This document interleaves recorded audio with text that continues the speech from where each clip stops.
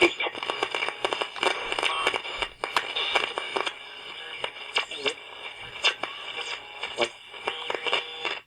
everybody, and welcome to the 5 Bytes podcast. I'm your host, Rory Monahan.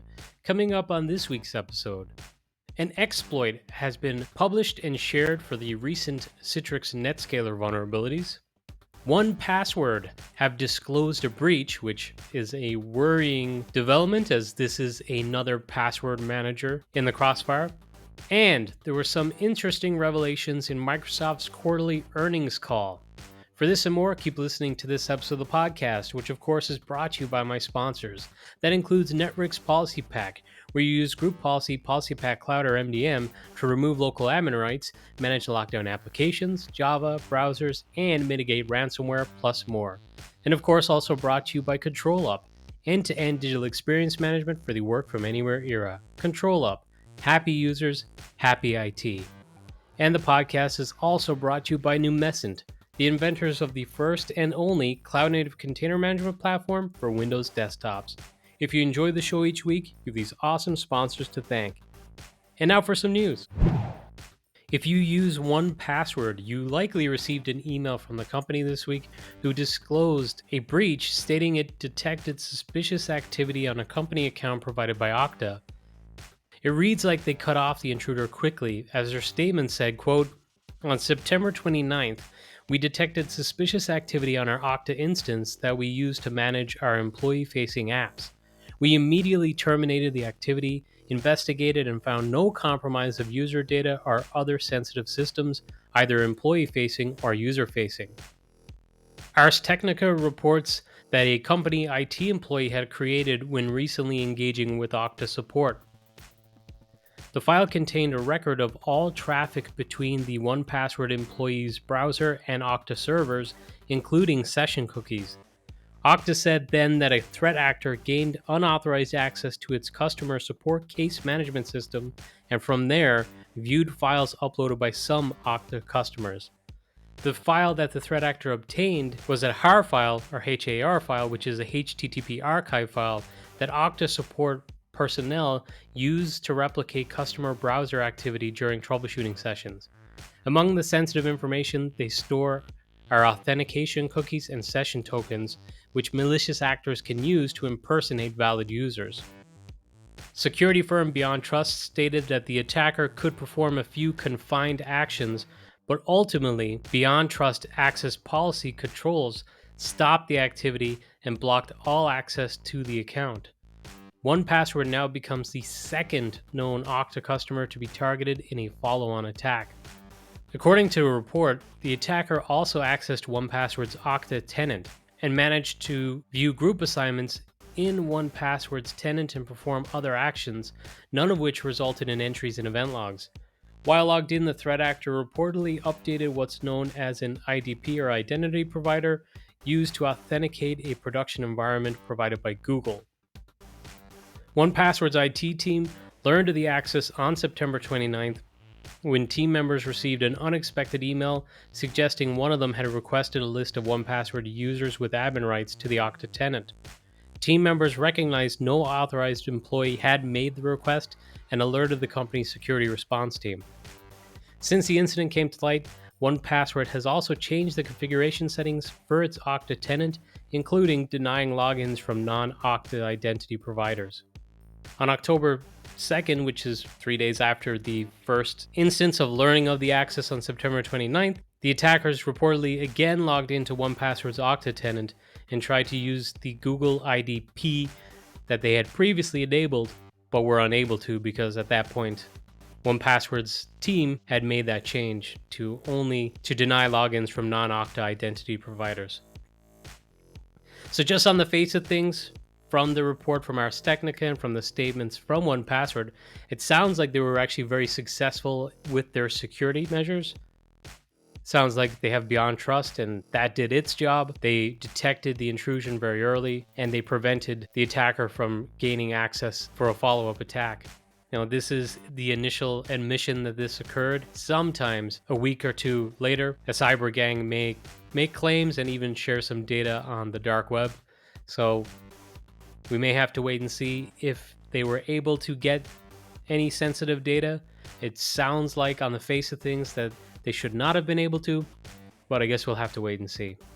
This is another dent to the reputation of password managers, I guess. In a way, kind of. Obviously, I covered LastPass and their security issues several months ago, but even at that, I believe it's still the case that LastPass users who actually had a genuinely unique, complex password were fine and continue to be fine today. And it sounds like, hopefully, with 1Password, customers should not have been affected in any way, and their passwords should hopefully be safe. Fingers crossed. It does make things a little bit worrying because obviously you put a lot of trust into the password manager, because essentially access to everything you use online is possible if someone gets a hold of your password vault. I'm still leaning on the side of thinking a password manager is a good thing because it at least enables people to easily create unique passwords for all the different accounts and services they use. I think we just have to maybe be a bit smarter about what password we use for that password manager, making sure it is truly unique, enabling things like two-factor authentication, and layering in security in other ways around everything we use online and just the devices we use and even our home networks, I guess. Microsoft was able to beat analyst estimates for the quarter with a revenue of $56.5 billion, which is up 13% year on year. And operating income was $26.9 billion, which was up 25%, with net income at $22.3 billion, up 27%. And it appears per share, the company was up about $2.99 per share, which is up 27%. These strong results were driven by Microsoft's cloud revenue of $31.8 billion, which is up 24% year on year. So another bumper year for Azure. I took a read through some of the earnings call transcript for products and services that I'm interested in, particularly in the end user computing space, such as Azure Virtual Desktop and Windows 365. But unfortunately, there was no mention of Azure Virtual Desktop and just a fleeting mention of Windows 365, just to state that they rolled out new features like Windows 365 Boot and I believe Windows 365 Switch, which in itself I think is quite revealing, right? I think in all the time I've been doing the podcast, I believe Azure Virtual Desktop has only really been mentioned 2 or 3 times in the earnings calls. And they've always been kind of vague. It's been like, oh, like a 33% increase without saying what the total revenue actually was for it. And so far with Windows 365, they haven't given even any numbers like a percentage of increase or anything like that. They've only just referenced features, and also they've referenced things like, oh, we've got these large name customers. But the fact that they seem to at least more consistently mention Windows 365 makes me think from a big picture aspect that Microsoft and the executives there see Windows 365 as more of a staple for their brand. In the earnings call, they said that server products and cloud services revenue has increased 21%, driven by Azure and other cloud services revenue growth of the 29% and up 28% in constant currency. LinkedIn revenue increased 8%, which I found pretty interesting, and I wonder if that's anything to do with the fact that Twitter has been trending down. I know just in conversations that I've had, a lot of organizations who would have invested some time and effort and money into advertising and driving engagement on Twitter have kind of stopped because they're not seeing the same effectiveness since recent changes. So maybe some of that money is going towards LinkedIn. Office commercial products and cloud services revenue increased 15%, driven by Office 365 commercial revenue growth of up 18%. Windows revenue increased 5%, with Windows OEM revenue growth of 4% and Windows commercial products and cloud services revenue growth of 8%. Their devices revenue did decrease, however. It decreased 22%, so that's quite significant. Xbox content and services revenue, on the other hand, increased 13%, which to me is actually pretty surprising because, in mainstream media, if you're to go off that, it seems like Sony and PlayStation has been eating Microsoft's lunch on the Xbox and game console side of things for quite some time. I don't know if this revenue here that they post or talk about, if that's inclusive of their PC gaming division. Perhaps it is, and maybe that's why it's getting quite a bump up, because PC gaming is still pretty popular. I know I've dived a little bit back into gaming recently, like 15 minutes a night. But I see a lot of the people that I'm playing online are using PCs rather than playing on a console. Search and news advertising revenue, excluding traffic acquisition costs, increased 10% as well, which I think is also interesting because it seems like there's more advertising revenue being pumped in through Microsoft channels now too. Again, possibly that's due to the decline of other outlets such as Twitter. All in all, pretty interesting quarterly results, particularly in a time when it seems like the tech industry is supposed to be deflating a little bit. At least in Microsoft's world, for the most part, there's an increase, although devices revenue has decreased 22%, which is significant. But of course, a lot of organizations went and renewed or refreshed their hardware during the onset of the pandemic. So perhaps it isn't quite time yet to refresh the hardware, and that might swing around again, particularly as organizations start looking at Windows 11 and realize, well, our hardware is not compatible, we have to refresh it. So I think that number may increase in the future, even though it's down right now. TechZine.eu are reporting that both NVIDIA and AMD are working on developing ARM chips or ARM chips for Windows, which has led to speculation over the current exclusive collaboration between Microsoft and Qualcomm. Sources are reporting that, I hate using sources are reporting, but this is TechZine.eu suggesting this, but sources are reporting that the chips will not come to market until 2025 from AMD and NVIDIA for these ARM chips for Windows. And that is when the existing exclusive cooperation partnership between Qualcomm and Microsoft would reportedly end. So there may be some smoke to this fire. TechZine also reported that Qualcomm were meeting with Microsoft this week to show them their latest chip efforts, but the TechZine reports go into concerns that Qualcomm to this point have been unable to replicate their success with their mobile device chips for Windows, and allude that there could be an ARM race. Get it? Between not only NVIDIA and AMD, but also involving Intel and Samsung too. So I guess we'll have to see how this develops over the next 2 or 3 years. Speaking of NVIDIA, they announced in an SEC filing that new US export restrictions on its high-end AI GPU chips to China are now in effect sooner than expected. The curbs were initially scheduled to take effect 30 days after their announcement, which was made on October 17th, and were designed to prevent China, Iran, and Russia from acquiring advanced AI chips.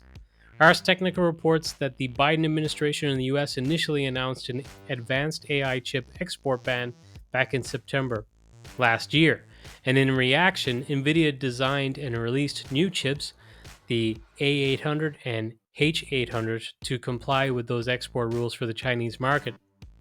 In November of last year, NVIDIA told The Verge that the A800 meets the US government's clear test for reduced export control and cannot be programmed to exceed it.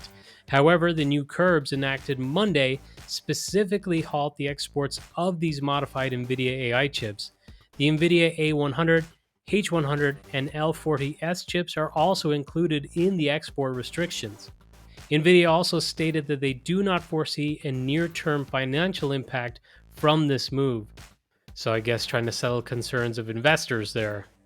It's very, very interesting to have a podcast at this time and be able to kind of go over these stories every single week and basically relay them on this podcast, because it's like following this trend of AI right as it starts to boom. And here we see some of the maybe geopolitical ramifications of this AI revolution. I try to avoid getting into politics on this podcast, so I'm not even going to jump in on that and give my opinion about this too much. But I just think it's a really, really interesting development and a very interesting time that we're living in. in regards to the technology advancement and how quickly all of this is happening, and just seeing how this is playing out. It's pretty incredible. Recently, Microsoft's CEO sat down for a discussion or interview during a trip to Berlin. And there are some interesting little nuggets of information, some stuff around AI, which I just talked about AI. And I don't want to beat a dead horse with it and make people fatigued with AI stuff, because even though it is fun and interesting to talk about it every week and see how it develops, too much of the same thing can be a bit exhausting. So if you want to see what he said about AI and all that stuff that's kind of roadmap for Microsoft, by all means, check it out, and I'll share a link to a windowscentral.com article with this episode, which is episode 305, and you'll find it at 5bytespodcast.com. But the little tidbit that I found interesting in the article was the interviewer asked to discuss a regretful strategic mistake that was made. And when prompted on this, Nadella mentioned the unexpected exit from the mobile phone market, whilst also indicating that there may have been avenues available to avoid culling the whole division. He said, quote, "The decision I think a lot of people talk about, and one of the most difficult decisions I made when I became CEO, was our exit of what I'll call the mobile phone as defined then. In retrospect, I think there could have been ways we could have made it work by perhaps reinventing the category of computing between PCs, tablets, and phones." So, I mean, I've had friends who are not in IT, and they don't even really open a laptop at any point, but they did have a Windows phone, and they actually really enjoyed those was it Nokia Lumia phones. They really enjoyed the Windows phone when they had it. So it's not even just like people in our industry who enjoyed the Windows phone and kind of regret that Microsoft left the market. It seems to be a pretty popular consensus that people miss having the Windows phone. So it is a shame that there's one less competitor in the market, and it's a shame that Microsoft's not in there. Now, he says they could have possibly pivoted more towards defining a category between PCs, tablets, and phones, but they've kind of somewhat been doing that a little bit with some of their integrated apps within Android and iOS for like apps, common apps, the My Phone app, for example, in Windows and that kind of thing. But yeah, it's a little bit lacking. Maybe a Windows phone, they would have developed things a little bit better.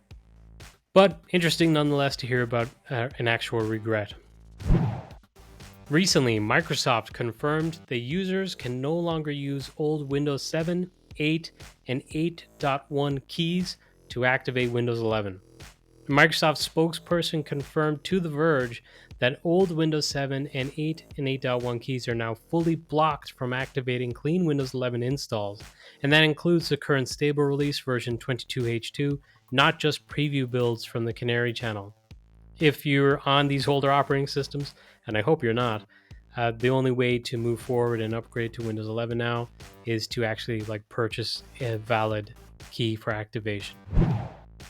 VMware disclosed that its distributed computing environment remote procedure calls, or DCERPC protocol, in vCenter contains an out-of-bounds write vulnerability. The vulnerability is listed as CVE-2023-34048 and can lead to remote code execution, and has a 9.8 out of 10 on the severity rating.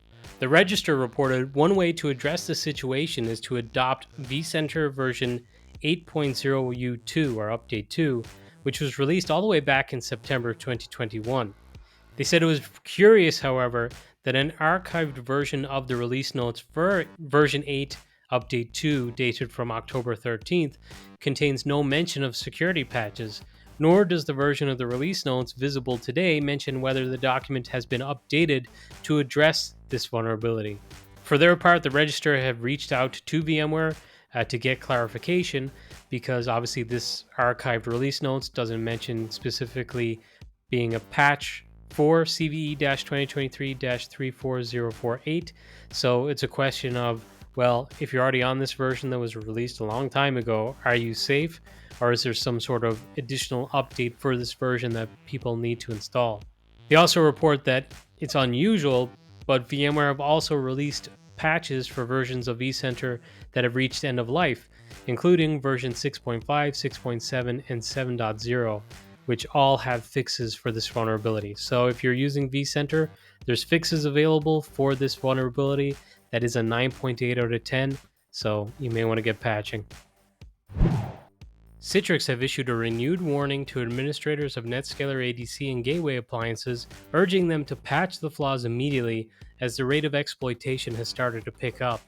There is now an exploit shared publicly, but as reported last week, this vulnerability has been exposed since August, so it has been some time, but still no time like the present to secure yourself and get patching because, as bleepingcomputer.com have reported, exploitation has started to pick up and has been noticed. So patch, for the love of God, patch. If you haven't yet, I don't know what you're waiting for. Bleepingcomputer.com also had a very interesting report this week from the NCC group, which shared some data around ransomware activity this year and just recently in September. They said that ransomware groups launched 514 attacks in September, which is nearly 3,500 attacks for the year so far. North America took the lion's share of number of attacks, with 50% of attacks occurring in North America. Europe followed with 30%. And Asia was third with 9%. The most targeted sectors were industrials such as construction, engineering, and commercial services with 169 attacks, consumer cyclicals, which would be retail, media, hotels, etc., with 94 attacks, technology, so software and IT services, networking, telecommunications, with 52 attacks, and healthcare with 38. It was reported that 1 of 5 attacks in September came from a new ransomware operation. So very, very interesting. Like 80% are big established cyber gangs just constantly launching attacks, but then 20% are new ransomware operations, which is worrying. Unfortunately, that's just the way things are. Last week, the October 2023 update for the Microsoft MSIX packaging tool was released, and it had some impressive new features, and it's been actually a little while since there were any significant developments for MSIX as a product, so this was quite heartening to see. Announced was the package support framework integration within the MSIX packaging tool via the GUI. So there's now the ability to automatically apply fix-ups to packages that have compatibility issues directly within the MSIX packaging tool. And as part of that, there's also a feature that's a package analyzer. So if you package an application into an MSIX container and it's not working, within the tooling, you can run an analyzer and just try to use the application. It will detect what the problem is and then recommend fix-ups that you can then apply to hopefully fix the application. This should improve the compatibility or rate of success for packaging applications. Probably not going to surpass AppV in terms of compatibility is my guess still, because just inherently the MSIX container is more restrictive than AppV was, which leads to lower compatibility. But it's going to be a hell of a lot less frustrating than trying to work with the package support framework manually, which I don't think was made very IT pro friendly. It was more kind of developer oriented. So the likes of Tim Mangan and his tooling has been a godsend to anyone trying to work with MSIX. And I'm sure because Tim has invested a lot of time and effort into his tooling, it's probably still going to be superior to what these features bring. But nonetheless, it's good to see development for MSIX, and I hope there's further developments and improvements in the coming months. Microsoft recently posted a blog post that stated that on October 19th, the Central Bureau of Investigation, which is a federal enforcement agency in India, announced that it had conducted multiple criminal raids in various cities across India. The operation was supported by a joint referral made by Microsoft and Amazon. The joint referral enabled the exchange of actionable intelligence and insights with the Central Bureau of Investigation and other international law enforcement agencies to help them take action at scale. They said this collaboration marks the first time Microsoft and Amazon have joined forces to combat tech support fraud.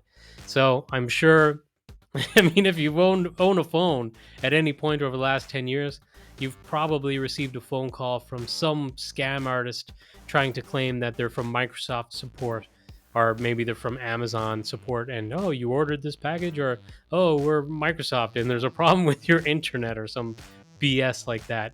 Well, together with Microsoft and Amazon, it looks like the Indian government are stepping up and trying to crack down on this type of organized fraud. The statement says that Microsoft, Amazon, and international law enforcement have come together to send a strong message to perpetrators of tech support fraud that there will be consequences for their actions. So, hey, about time, because those calls just seem to be increasing rather than decreasing. So, hopefully, this will swing it the other way. Finally, in the news for this week, Microsoft Word was released 40 years ago this week. The Verge had a nice little blurb on it. Not an article or a blog post, just this little infographic, I guess, stating that Word was initially released under the name Multi-Tool Word on October 25th, 1983, before becoming simplified into Microsoft Word. Copies of the word processing app were bundled in the November issue of the PC World magazine. I remember PC World and those magazines that would come with a CD or a floppy disk back in the day. Word for Windows. They stated that Word for Windows version 1 then arrived in 1989. And of course, nowadays, Word is bundled in with the Microsoft 365 offering on a subscription basis. So happy anniversary or happy birthday to Microsoft Word. And again, kind of an overarching theme. It's going to be incredible to see the effects of AI integration into how people use Word in the future. Now, hopefully, they can figure out how the hell to get the alignment problem right. How you try to realign an image within a Word document and it screws the whole document. It'd be nice if they could fix that. But anyway, now this episode's scripts, tricks, and tips. Saw a fun tweet from my buddy Aaron Parker this week, pointing out something that I covered on the podcast, I think 3 or 4 weeks ago, which was brought to my attention from the Google mail group, the patch mailing group, that Chrome just inexplicably started to install additional shortcuts into the start menu, these Chrome apps for like Google Drive, Sheets, Gmail, these shortcuts for these other Google services, basically. And he had a tip for everyone on what you need to do to prevent that and to stop this junk from getting into your image. And that tip is stop installing Chrome, which, yeah, true enough. I mean, obviously, Edge is Chromium based, but you'd like to think that Microsoft would not make such radical changes. And I say that as someone who's forced to use Microsoft Teams quite regularly, which Microsoft constantly changes the damn menus in. Oh, make it stop. But yeah, Google Chrome, stop using it if you want to avoid these random ass shortcuts. And just the fact that Google does not use a standard installer that is not easily customized. So even though they have what they call an enterprise Google Chrome version, it's not really enterprise. It's not an enterprise browser. It's not an enterprise product. So if you continue to use it, keep that in mind. This week I saw a open source tool called Zippy, which is ZIP and then uppercase PY, which is a tool that can classify text as AI or human generated. So that's something I've actually covered on the podcast multiple times over the last few weeks.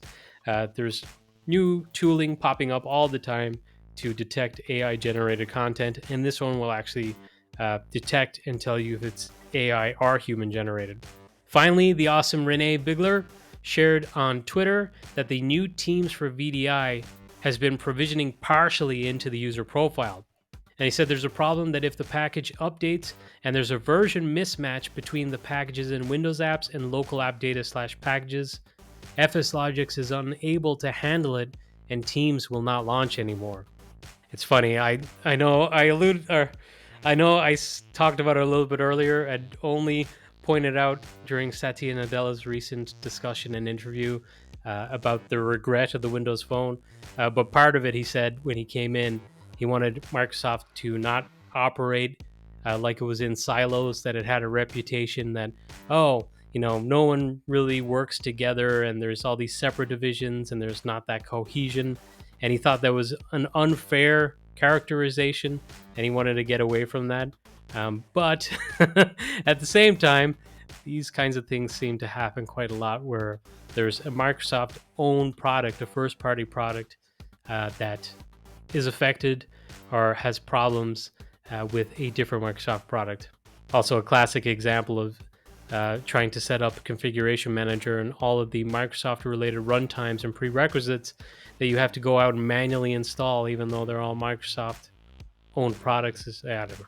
Anyways, I'm rambling, and I don't have any other scripts, tricks, and tips for this week. And it's been quite a long episode, so I'm going to leave it there for this week. And as always, thank you so much for listening.